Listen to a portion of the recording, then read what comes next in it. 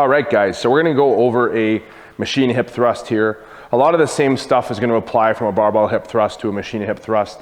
But you'll see in this position here that where Dillon is lined up, the load is actually sitting on his quads. It's not over top of the glute, which in this particular movement, we're trying to fully shorten the glute. We want the load basically lined up right there. All right, so another thing to be aware of when we are doing a hip thrust, we want to keep our chin and our spine in a good position. So if you are driving your head back and extending at the cervical spine like this, very, very poor movement pattern. What we want to do is actually tuck the chin and keep the eyes gazed forwards throughout the movement. So now he's going to drive through that hip extension.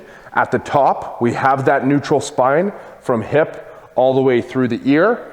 As he comes down, we hold that neutral spine position and drive through.